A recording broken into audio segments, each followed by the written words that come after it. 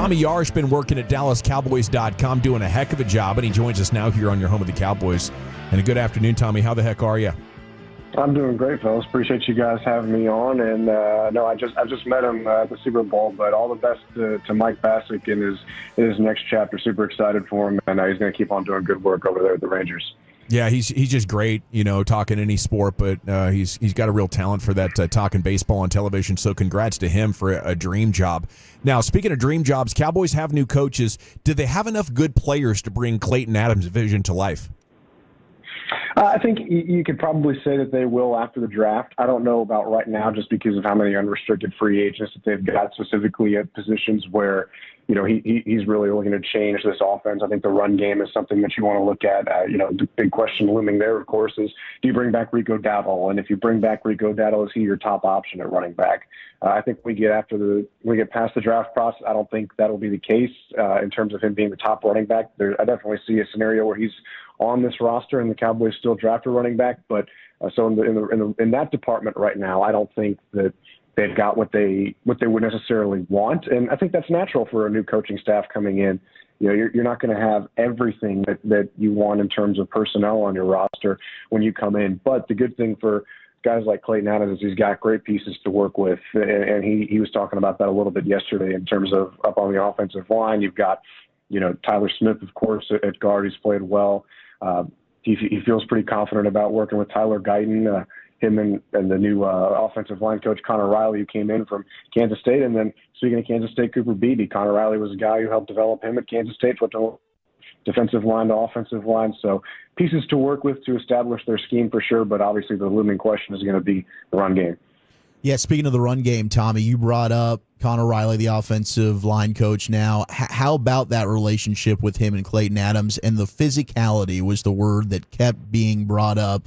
It seemed like from every coach. They just want to get more physical. They want to get tougher as a football team, which I think they've been trying to do for a few years now. But now this entire coaching staff seems like they're echoing that mentality. Yeah, I think it's a mentality that you're always going to hear from your coaches, right? And now it's just a matter of, all right, let's show it. Let's prove it, right? Like when you look at the Cowboys' offensive line last year, there were times where they just get pushed back, not necessarily if they weren't playing physical, but they just weren't as physical as the opposing team's defensive lines. And when you're in a division where, you look across at the Philadelphia Eagles and, they've got one of, if not the best defensive line in football and one of the better defensive tackles in Jalen Carter. So you've got to get up to that standard if you want to compete for a championship. So that it makes sense as to why they would think that way. As far as the relationship between Klayton Adams and Connor Riley, Adams talked about it a little bit yesterday in terms of he and Connor have never worked together, but they have talked a lot of football together. It feels like they know each other pretty well, so he's excited about the opportunity to work with him. And I feel like it's a really good pairing. They're looking for the same thing in their guys in terms of what you want to get out of the offensive line. And he was complimentary about, what Riley has done on tape and what his guys have put on tape. And his players play good, is what he said. His players play good. That's what pops out on tape about Kansas State offensive linemen. And you can see that in one of the examples on this Cowboys roster in Cooper Beebe. Hey, Tommy, when you saw that the cap was going up, did you think, this is good for the Cowboys, or it's going to be business as usual? I don't know how much it changes, Brian, to be completely honest with you. I think that, obviously it's more than what everybody was expecting. But at the same time, this, and we've talked about this before in the past, this has always been a draft and develop team, and that's primarily where they're going to go about this. I think where, it comes into affecting the Cowboys potentially is, okay, does this raise the market price for free agents, guys like Oso Digizua, where, you wonder if there's a number being thrown out there for per year for, just to throw one out there, let's say 20, for example, does that number bump up to 25 or 22 or just higher in general? And, so it kind of raises the market a little bit even before guys start signing their deals. So it's something interesting to look at, but I'm not so sure how much it affects the Cowboys just because we don't know how much they're going to do in free agency. And if it's anything like it's been in the past, and it's not going to be very many moves, then, I think that wouldn't change too much. But again, I think this is a cycle where they need to spend more in free agency in comparison to, and I don't know if raising the cap specifically helps that case, but we'll see what kind of plan they come up with. What do you think would be the position maybe of outside free agents that maybe they would spend a little bit more money than we're used to on?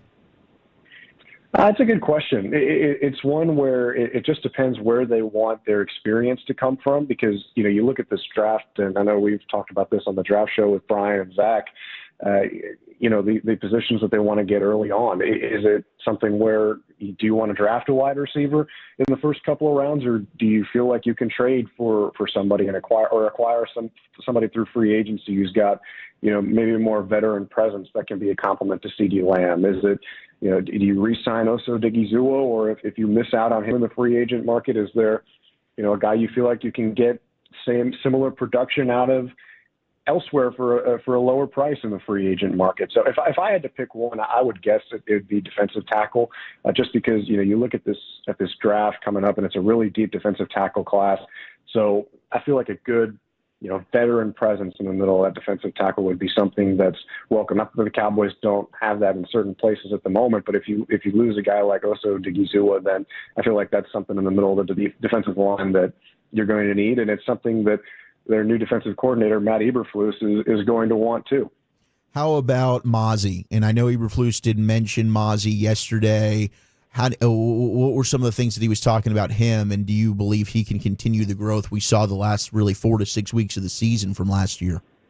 Well, Matt Eberflus certainly seems to think so, and I think I'm going to give him his credit for that. I think he's onto something there. He's excited about Mazi Smith. He said he liked him coming out of the draft process and liked his explosiveness, big body type that moves really well, and he wants to bring this game to the next level. And I think there is a next level for Mazi Smith. I know that, the first 2 years of sample size hasn't necessarily shown too much of that, but like you said, Zach, he closed out the year very well in those last 4 to 6 weeks. And when a Matt Eberflus defense is playing at its best, they're stopping the run really well, and a big part of it is because those two big defensive tackles in the middle of in the defensive line. When I think back to his time with the Bears, guys like Jervon Dexter, who was, I believe, a second-round pick out of Florida, and Andrew Billings next to him, they're just big guys who take up space on the defensive line. They're hard to move and get past and strong. And those are all words that when Mazi Smith has played at his best and when he played at Michigan, they're all words I think you could use to describe him. So I think that's a good pairing. And I think Aaron Whitecotton and Matt Eberflus together are going to be tasked with trying to bring Mazi Smith to the next level. And that's going to be one of the things that I think is a large microscope of Matt Eberflus here in his time as defensive coordinator, is can he get not just Mazi Smith, but this entire defensive line in terms of stopping the run. Tommy Yarrish, DallasCowboys.com. I mean, Eberflus was really good at stopping the run with the Colts, so I'm sure he's got it in his coaching acumen. But best bet for a good defense is probably just to be a takeaway defense, looking at what we have now with Micah rushing and, I guess Diggs when he gets healthy and Bland. Oh, absolutely. I mean, I think it was David Overstreet, the corners and secondary coach, that said, the best secondary is a good pass rush.